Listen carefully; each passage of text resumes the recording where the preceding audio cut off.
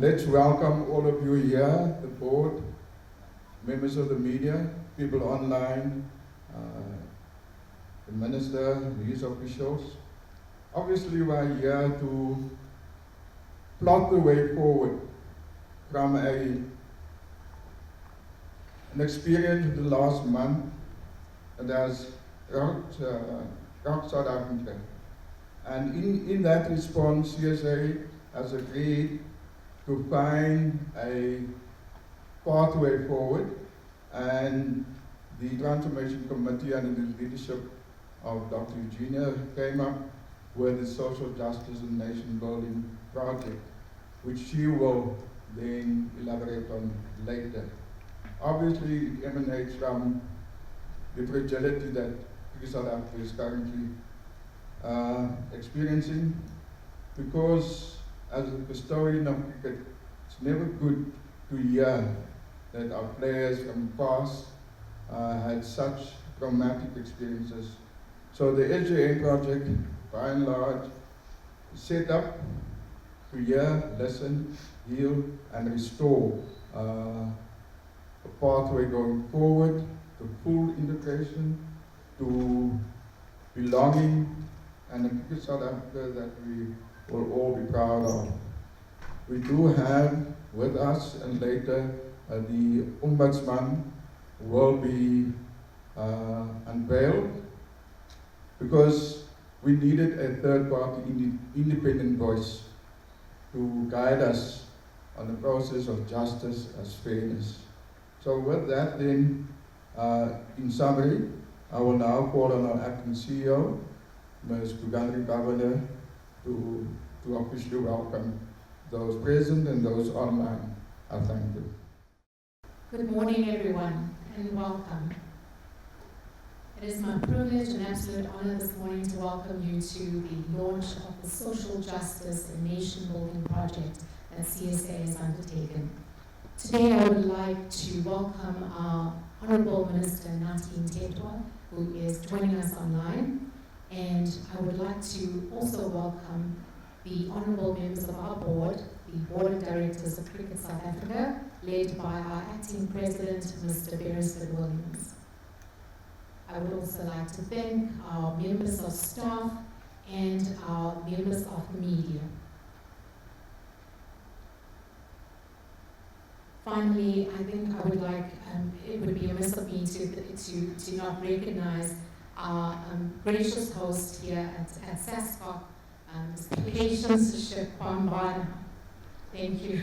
Apologies for that. Thank you for hosting us here at the SASCOC premises.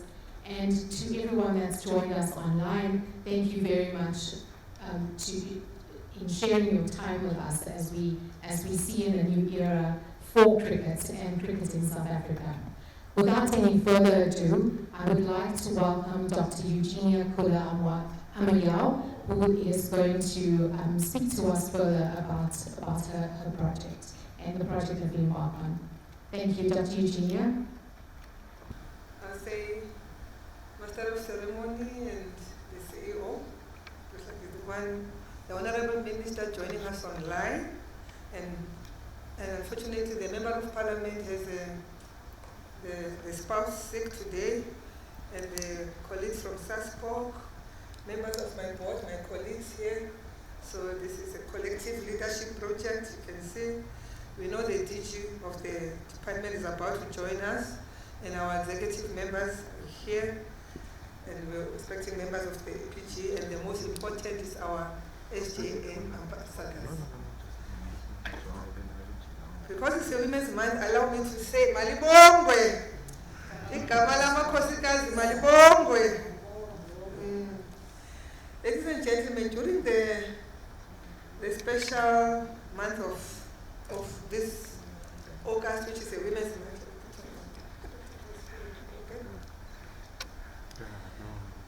on this special day, we are here to share with you the SJN concept and the 4 pillars we show, and how we deliver on the first one. And the rationale for the SJN is cricket for social justice and nation building. Concept is Why is this significant?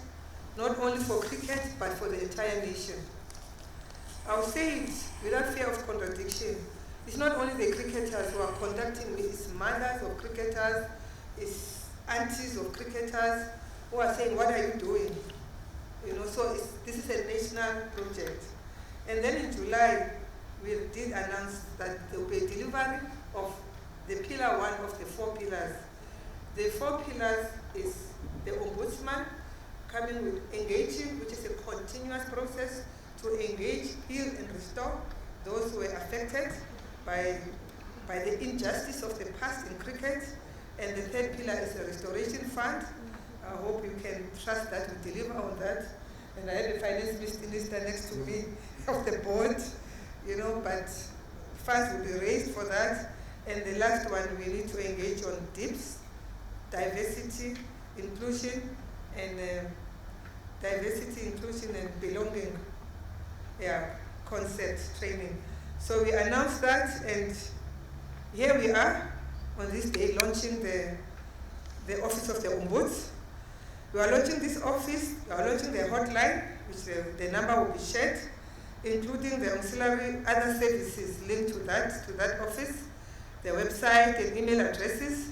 What this means to all of us, especially those affected today, that we can confidentially say that CSA is somehow in the right direction. I can give God the glory for that, and the leadership that I've worked with, you know. So we're in the right direction, because it's not enough for us to say there's fire, there's problems, without us coming with a solution. So all the complaints can officially go through the Ombuds office. I guess it's not like tomorrow you phone the Ombuds, but there's that process, there's a system set up, which the numbers will be shared before the end of the day. With the concerted effort, obviously, what can be perceived as impossible, I think is doable. You know, we got SJN ambassadors, who the presidents will announce soon after me, and then the diversity, the leadership, and ready to build, you know, as the one colleague says, you know, I think Gary on the WhatsApp, he said to me, what is happening in the media this weekend? When are we starting? I'm ready to build. So these are the people we're looking for, who appreciate and acknowledge and show remorse for what has happened, whether they were directly part of or not, but they are ready to build. We are looking for builders, and the builders are here, our ambassadors, who agreed to be part of this project. So we met with the minister I had to write this for 2 days in 10 days. So if everybody assumes that the minister is either soft, not doing anything, you can ask my colleagues here. He's on our case. He's on our case, he's raising issues sharply with us. And then the Ombuds office is now delivered with a person who's going to be introduced by my colleague, you know. So I guess I will rest from all the WhatsApp and the inboxes. So there will be an office and a number. I'll tell the aunties and the mothers. And then we'll work on other 3 pillars. So it was important to do one step, and then we allow that process to go ahead, and then you can focus on others. Because with that, the time is against us. Allow me to quote our former president, Chris Nzani, under whose leadership this project was approved. You know, he said it is the first of its kind. And in his last speech as the board, he added that non-racial sport cannot be compromised. People suffered, others died for that. So to me, it sounded like a liberation struggle. You know, when people suffered and died, you know, I needed to say, okay, aluta or viva. So if as a country, we are able to find ourselves having moved from unpending of liberation struggle to CODESA, to democratic government, and I want to believe, as the cricket community, we should be able to find each other. It's in us. We call it Ubuntu spirit, but it's in us to find each other, to overlook the pains of the past, to deal with them, and then move forward. The next step is to obviously deal with the three other pillars. My creative me has plans to bring the previous generation of players to unite. I said this, I shared it in one meeting with the 40 players, that my dad used to play rugby When we were teenagers, my dad was either 48, 51. They used to have a game for their age, and we go and watch them. So I was like, if we have this cricket for social justice, why not have the people who used to play cricket have a game that they can play again, you know? So that's my idea. So, but still that we're going to either raise, we could use that to raise funds for charity. I will send these ambassadors, colleagues, and minister to go to those villages. I know the village, Ekong, Kwamding. So maybe one of you would go and go to stay in a rondavel there, which is part of diversity, by the way, you know. So send them to Mthatha, possibly. Yeah, honorable guest and minister, you know, and the colleagues here and the ambassadors, please allow me to say that when policies don't work as intended, there's nothing wrong in reviewing them. I've worked on policies that went through Parliament. If something doesn't work, you've been doing something the same way, there's something that needs to be changed. We need to be open to that. In cases where something needs to be taken to Parliament, our politicians, like Honorable Minister, they need to do that.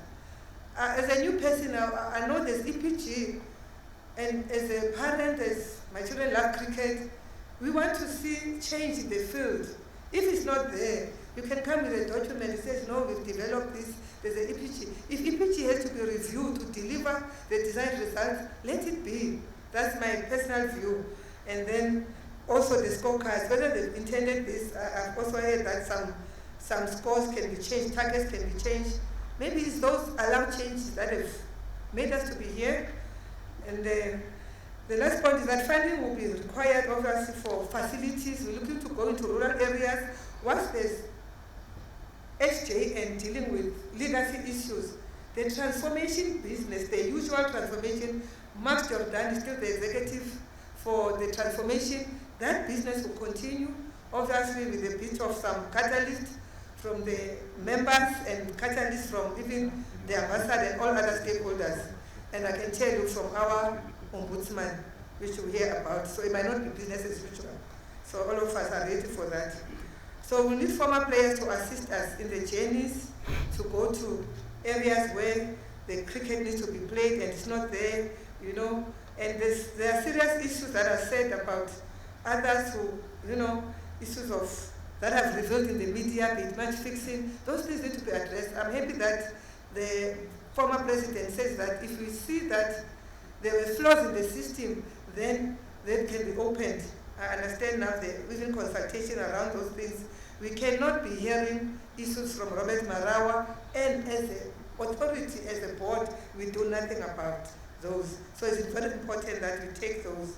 And I personally feel, and I've said it, that if someone is wrong, maybe I took it as a parent, as a woman, they say women lead with their heart and their head.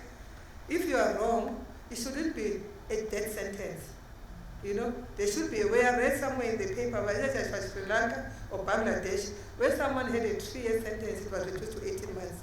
Those are the options that we can. But we need more people to send to the villages, Mthatha, Ekunu, or Ekumdig, or Esbeleni. So we need more talent in that. So that is very important, colleagues and minister and colleagues. Allow me to ask some stupid question. Is a cricket prison in South Africa has no option for a parole? Maybe that's me, I'm not from cricket, you can crucify me if you want.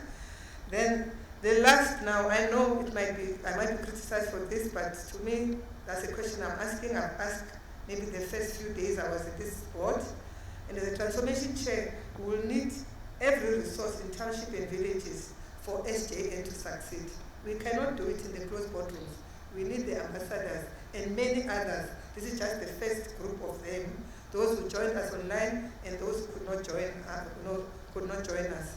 So if it was sponsors and partners and everybody else, I guess there's no one who promotes or would like to fund discrimination. We engaged with sponsors and they were happy. They agreed that we need to meet twice a year because the association of us and what happens to us and their brand, I don't think discrimination or racist allegation are part of that. So thank you very much. So colleagues, the last is Cricket for Social Justice. We're sitting here with my team City. Cricket for Social Justice, maybe you can join me saying that. It's what? cricket for social justice and nation building. Sithi mayenzeke nini manje. So it must happen now. So thank you very much to all, and over to you. Thank you, Doc. I think it's very clear that this process is about a reflective scrutiny. We do have a third-party independent voice, and people should feel free to use the roadmap Doc has explained, available to all, so that justice becomes what is right for you is also right for the next person. And I think in that way we can build that nation if we have shared values. So without further ado, I will call on our President, Mr. Peterson Williams. Good morning, everyone. Good morning, Master of Ceremonies, Honorable Minister of Sports, Arts and Culture, Nathi Ntetwa, Acting President of SASCOC, members of the Board of Cricket South Africa, members of the EPG, Chairperson of CSA Transformation Committee, Dr. Virginia, SJN ambassadors, the media that's here this morning, everyone that's online, and distinguished guests, ladies and gentlemen. This morning is a wonderful opportunity to share a few thoughts with this august house this morning. We meet here today during a time when cricket community is bleeding, following allegations of racism and discrimination that has plagued cricket over the years. Much as it would not have been an appropriate time for these ills to come to the fore, the advent of Black Lives Matter movement has provided an opportunity for former players to air their experiences. These revelations have shocked the entire country, much as they shock us to the start. We were awakened to these revelations as we were contemplating a process that would aggressively drive transformation at all levels of cricket in line with our mandates. These developments therefore enjoined us to respond with speed in order to restore the integrity of cricket and its administration at all levels. We could not be oblivious to the numerous calls for reparation, healing, redress, and consequence management. We owe it to the former players, coaches, and even administrators, and generally the people of this country, to act decisively and to ensure that the ills visited on them are not extended to the next generation.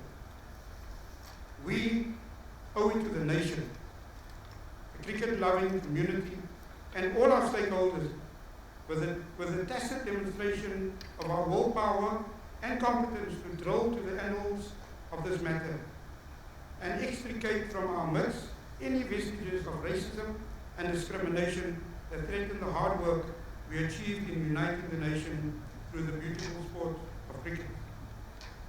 As the Board of Cricket South Africa, we took the country into our confidence and accepted responsibility for our mission in not establishing adequate channels for reportage of acts of racism and discrimination at the time they occurred. We acknowledge this oversight and apologize to the cricket stakeholders with the promise that we will immediately remedy with the hindsight with immediate action. And at this point, I would also like to salute the team of the Transformation Committee that worked tirelessly to put together a project which was endorsed by the board, and today we're giving effect to it as the one day. We went further and convened a meeting with former players to listen to their first-hand accounts of their experiences. These were deliberate steps we took in order to restore the confidence of our stakeholders of cricket. Admittedly, the process was excruciating for all, but as a responsible federation, it is a journey we had to undertake, notwithstanding. Ladies and gentlemen, it was a start, it's not the end, it's the beginning of a process that we are committed to, and we will continue to engage with the key stakeholders. Today we meet to officially inaugurate the Office of the Cricket Ombudsman, inspired by our desire to interrogate in a structured manner what occasioned the situation we find ourselves in, Today is also a culmination of the numerous engagements we had with the Honourable Minister of Sports, Arts and Culture, Mr. Ntetwa, the Portfolio Committee on Sport, and other stakeholders on how we would deal with the situation. I should hasten to thank the Minister, Ntetwa, for the audience and guidance pertaining to the mechanics of establishing the Office of Assurances of doing its independence. And one wants to focus on independence, because it's important that each person that will engage with the Ombudsman, that there will be independence and there will be no fear of any other interference. On the 5th of September, South Africa would be holding an AGM where new leadership would be elected. As the current board, we go to the AGM conscious of the many challenges that have affected the Federation in the last while. We have basically sought to bring to finality outstanding matters that have been topical in the public domain.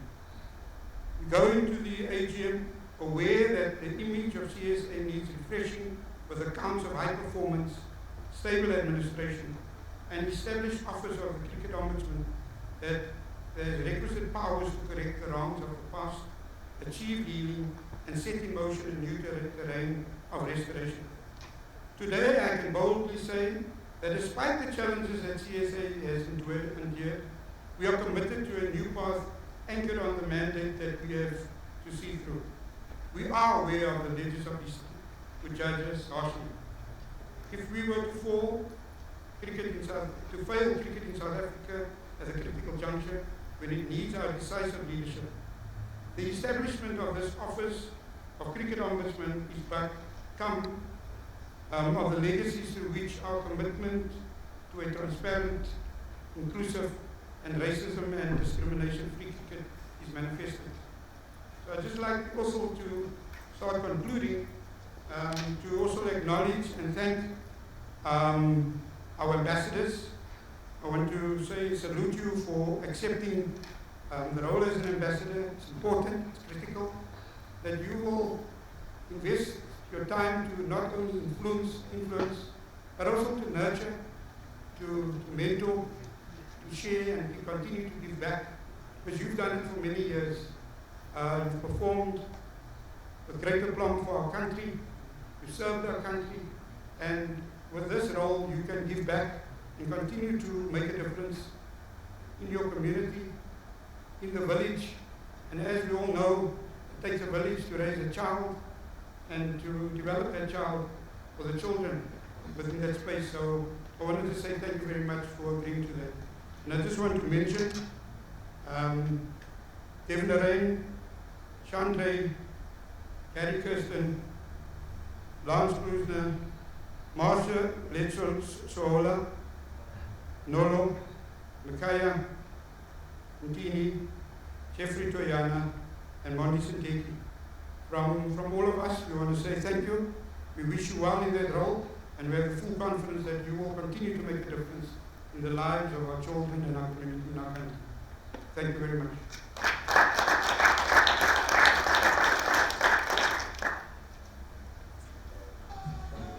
It's very obvious that it is on the right path. They are opening the doors and inviting more people in. We do have the ambassadors on board, and I do think it is appropriate time. Spring is arriving. The time is right, the action is right. So all in favor of South Africa going forward. I will now call on our board member, Rio, to introduce or to unveil the Ombudsman. Thank you.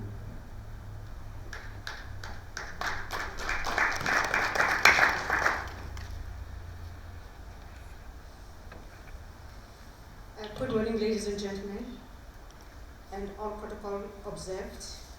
All the guests have been welcomed.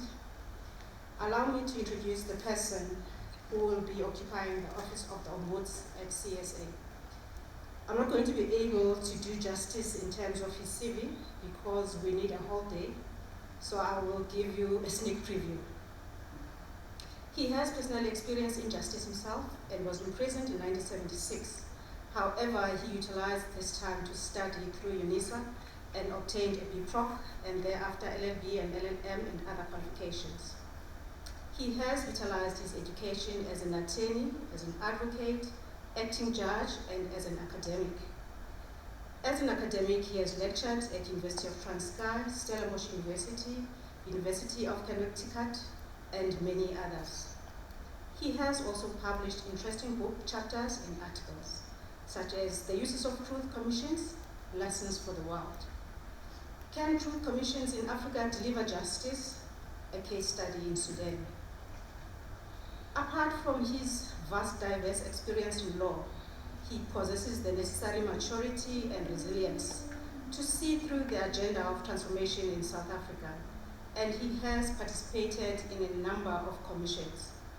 He has been a member of the Judicial Service Commission, UN Commission of Inquiry in Darfur, and of course, who can forget, as a Commissioner on Truth and Reconciliation Commission. Throughout his career, he has and remains committed to human rights, viewing the transformation agenda in South Africa as a human rights issue. He is thoughtful and analytical, and is a well-respected leader in both the private and public sector. He has held and continues to hold a number of leadership positions in public and private entities, amongst them being founder president of the National Association of Democratic Lawyers. He has been a president and board member of Black Lawyers Association. He has been a council member of University of Transkei and UCT. He has been national chairperson of the Advocates for Transformation, and he still is a group leader of Pan-African Bar Association South Africa, and non-executive director on various boards, and doing all these things whilst running his own practice. He is not reluctant to deal with contentious issues. As a result, he is a renowned and highly sought public speaker, here at home and internationally. He has presented at the third Sokukwe Memorial Lecture at the University of Fort Hare, presented paper at an international conference in Sydney, and the conference theme was Aborigines and the Stolen People. Undertook an extensive speaking tour in Europe, and speaking on the lessons to be learned from the South African TRC. He has presented papers in conferences, and some of them the stories in the context of the South African TRC. When asked what keeps him awake at night, he said, corruption and gender-based violence in South Africa. He worries about the death of accountability in recent times. And of course, the issues of human rights and justice is also very important to him. He honestly hopes for the truth to be unearthed regarding transformation in cricket in South Africa. Ladies and gentlemen, I present to you the Ombudsman of Cricket South Africa, Advocate Dumisa Nzebeza.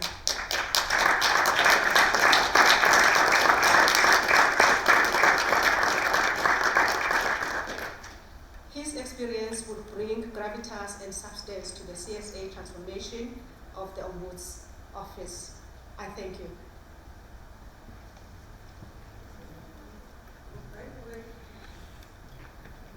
He came around earlier. Some of the ambassadors saw him and greeted him. So, as you know, we are not getting someone who's not doing anything. He's a very busy person. Unfortunately, he was committed for this day. He could not shift things around. So, he was here and is committed to the process. Thank you. From my own personal perspective, I do want to spend a few seconds, and it's impromptu. I apologize to my chair of transformation. From my personal perspective, being part of this transformation committee over the last, we've literally been part of Cricket SA for the last 13 weeks, 13 weeks. And the impact that I've seen and the commitment to actually make Cricket SA what it should be in terms of sport for all, I think the commitment is there, the dedication is there. And I can say, in terms of Dr. Eugenia, in terms of what she's been able to pull through, and when she said to me, Minister of Finance, I need your money, and I need it before the 28th of August, we had to pull a lot of stops in terms of reorganizing our budgets to actually find this cash. And to be fair to us and to Cricket SA, this is just the start. We need to go on a roadshow in terms of building the fund which is necessary to deal with the social injustices that has transpired. We understand it, we're committed, and in my personal capacity, working with the doctor and with my fellow members, we commit that we will raise the funding to actually give credence to this very, very important cause. Thank you very much. So the program will continue, and I will now ask the ambassadors, but before they come up, can I ask the chair of the Transformation Committee and the acting president, Mr. Beresford Williams, to come to this, what we call the monument of the SJN project. On top of it is a golden key that's got a very pertinent significance, and that is that we are now unlocking a new pathway of inclusion, of nation building, of belonging. And we want to thank the ambassadors who have agreed to be part of the program. So I would just ask Dr. Zille to come up to assist with the handover to give the certificates. We will ask for those who want to make use of the photo opportunity that the ambassadors stand a while photos are taken of them. Is there anyone that can assist? So I will ask the following ambassadors to come up. But before they I just want to also recognize the ambassadors not here. That is Gary Kirsten in Cape Town, Lance Kloosner, Durban, Monde Zondeki, Cape Town. They've all joined us on online link. And then Jeffrey Toyana, he's unfortunately, and our condolences to him and his family, he has to attend to a bereavement. So Tanisha Devnarain, if you could come forward please. Take a certificate, and then go to the photo. Following her, Sean Fritz.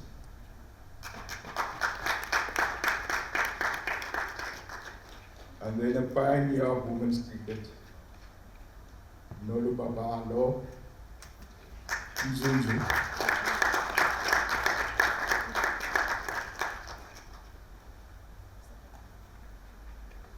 The other one needs no introduction.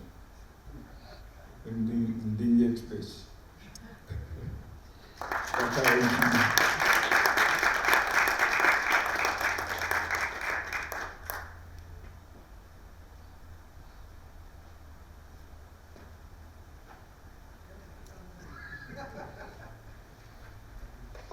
Yes, like this SJN project is very, very important.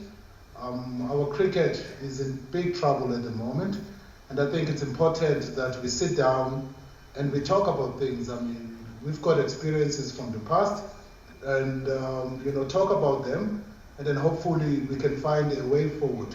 I think it's a very, very important project, and we can just make sure as well as we move forward that we're moving, like on a clean slate. Like that's why I'm very happy and proud to be an ambassador of SJN, just to make sure that our future and our kids' future, are brighter.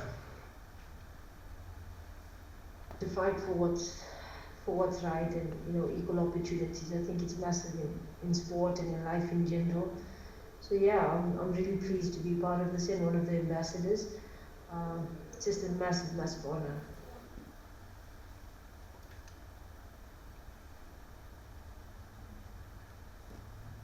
It is an honor for me to be given the platform to represent the brand positively, and this will help to increase or rather drive awareness, especially when it comes to the issues of social justice, which have come to be a challenge over years.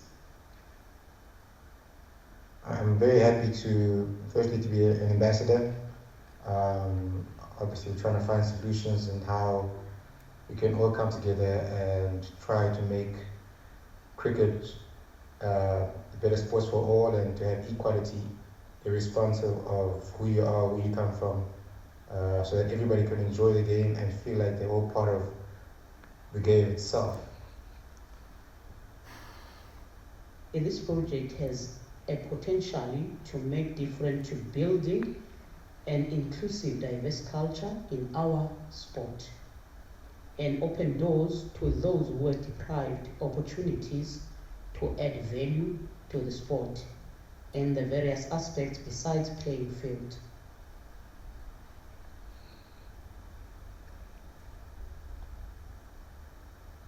Every stakeholder in this great game needs to be educated on the pillars of nation building. We need to be bold enough to engage in deep conversation with real listening, and we need to take every necessary measure to make cricket a game that no longer divides but unites. I think it's important that that platform is provided, and if people need to get stuff off their chest, that platform is there to listen. And most importantly, that platform is there to learn. That platform is to make sure that, going forward, we don't make the same mistakes again. The SJN project in paving the way to eradicate racial bias in cricket is absolutely paramount. All of us just want the opportunity to compete fairly and equally and be selected on merit. Our race, creed, gender, or mental capacity shouldn't influence that. It is an absolute honor for me to be an ambassador for the SJN project. With that also comes responsibility, and I am ready to take up the challenge.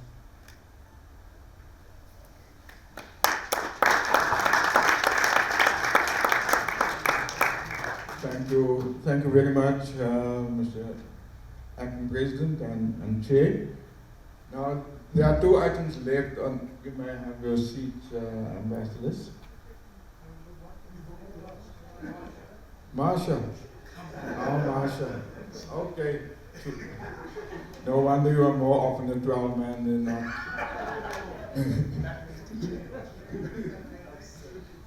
Sorry, Marsha. My apologies.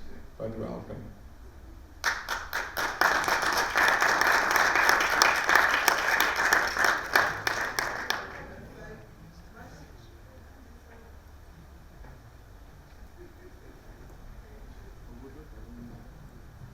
I must say, Master has taken an outstanding catch in the last World Cup he played in India, and he was a feature, a video on the ICC TV. So well done, Master.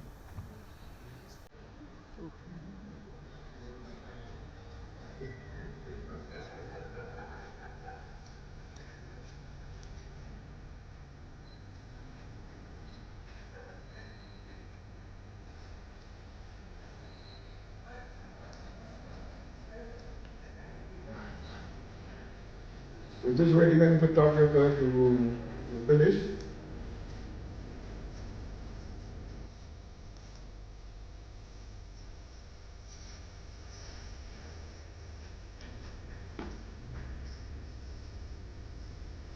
Please have a seat.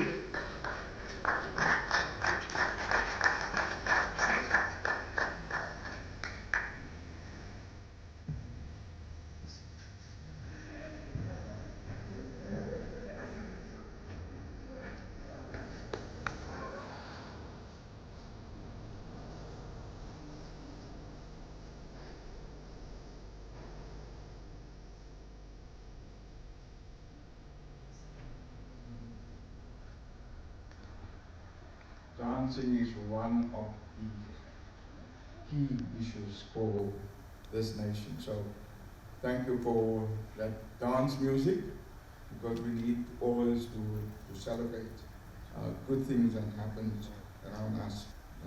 That will then bring us to the conclusion of this auspicious day. And again, I need to thank the leadership of South Africa. It was bold enough to take on the challenge. It was tough, and thank you for the leadership and the leadership of Doc to take us through to where we are today. But that key will always be a monument for what has happened and where we are going forward. Thank you for your attendance.